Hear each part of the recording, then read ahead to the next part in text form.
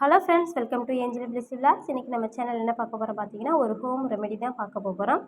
குழந்தைங்களுக்கு அதிகப்படியாக இருமல், சளி பிரச்சனை இருக்கும். குறிப்பாக நைட்டு நேரத்தில் அது அதிகப்படியாக இருக்கும். தூங்க மாட்டாங்க, மூச்சு திணறிட்டு வருவாங்க, சுவாச பிரச்சனைலாம் இருக்கும் சளி அதிகமாக இருந்ததுனால. சில குழந்தைங்க தூங்கவே மாட்டாங்க. அப்படிப்பட்ட குழந்தைங்களுக்கு நம்ம இந்த தைலத்தை நைட் தூங்குறதுக்கு முன்னாடி நல்லா தேய்ச்சி விடணும். நெஞ்சு பகுதி, காதுக்கு பின்புறம், அப்புறம் உச்சந்தலையில், அப்புறம் நெற்றி, அப்புறம் கை 2 கையில் இப்படி எல்லா இடத்துலையும் தேய்ச்சி லைட்டாக மசாஜ் பண்ணுறதுனால பிள்ளைங்க நைட் நல்லா தூங்குவாங்க. அந்த மூக்கடைப்பு எந்த பிரச்சனையும் இருக்காது. அது ரிலீஃப் ஆயிரும். பிள்ளைங்களுக்கு சளி பிரச்சனையும் சீக்கிரம் சரியாயிரும். இந்த தைலம் பண்ணுறதுக்கு நம்ம என்ன எடுத்துக்கிறோன்னு பார்த்தீங்கன்னா, ஓமவல்லி இலையில தான் எடுத்திருக்கோம். நம்ம எல்லாத்துக்குமே தெரியும். அதாவது ஓமவல்லி இலை, கற்பூரவள்ளி இலைன்னு சொல்லுவோம் இல்லையா?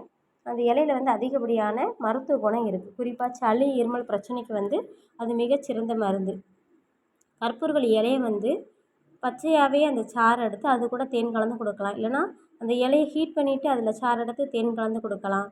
அப்புறம் சில பிள்ளைங்களுக்கு நெஞ்சு சளி இருக்கும். அப்படி பிள்ளைங்களுக்கு நல்லா பெரிய கற்பூரவள்ளியை எடுத்து தோசைக்கல்ல நல்லா 2 புறம் நல்லா பெரட்டி அதை ஹீட் பண்ணிக்கணும். பண்ணிவிட்டு லைட்டாக நகத்தை விட்டு கிளறினாலே போதும். அதில் லைட்டாக சாறு வரும்.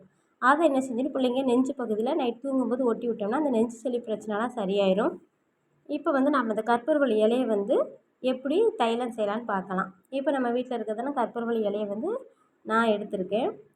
ஒரு 4-5 இலைக்கு எடுத்து கழுவி சுத்தம் பண்ணிவிட்டு அதில் ஈரம் இல்லாமல் நல்லா சாறை பிழிஞ்சு எடுத்துக்கலாம்.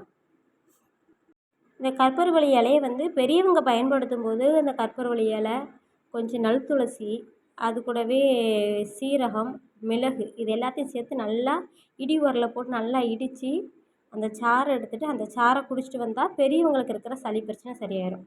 இப்போ என்னென்னு பார்த்தீங்கன்னா, அந்த கற்பூரவள்ளி சாறு எடுத்தாச்சு. இப்போ அதுக்கு சம அளவு நம்ம தேங்காய் எண்ணெய் எடுத்திருக்கோம்.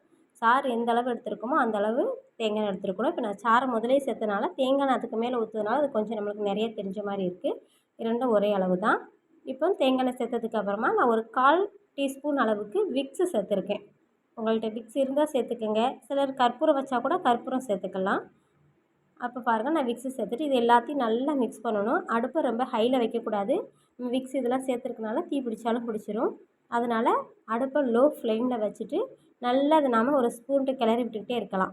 அந்த சாறு வந்து நல்லா திரண்டு வந்துடும். திரண்டு வர்ற வரைக்கும் நம்ம இதை நல்லா கிளறி விட்டுடலாம். கிளறி விட்டதுக்கப்புறம் இது நாம் என்ன செஞ்சிடணும், நல்லா ஆற வச்சிடணும். நல்லா இளஞ்சூடு நம்ம கையை உள்ளே வச்சுருக்கும்போது நம்ம கையில் அந்த சூடு வந்து லைட்டாக தெரிகிற மாதிரி இருக்கணும். அந்த சூட்டில் அந்த தைலத்தை எடுத்துகிட்டு குழந்தைங்களுக்கு இந்த நெஞ்சு பகுதியில், காதுக்கு பின்புறம், அப்புறம் உச்சந்தலையில், அப்புறம் கை 2 பக்கமும் நல்லா மசாஜ் பண்ணிவிட்டு தலையில் நல்லா மசாஜ் பண்ணிவிட்டு இப்படி விட்டோம்னா பிள்ளைங்க நல்லா தூங்குவாங்க. நாள்பட்ட சளியும் கூட சரியாயிரும். இந்த வீடியோ உங்களுக்கு பயனுள்ளதாக இருக்குது நம்புகிறேன். பிடிச்சிருந்தால் லைக் பண்ணுங்கள், கமெண்ட் பண்ணுங்கள். மறக்காமல் நம்ம சேனலுக்கு சப்ஸ்கிரைப் பண்ணுங்கள். தொடர்ந்து அடுத்த வீடியோவில் சந்திப்போம். நன்றி, வணக்கம்.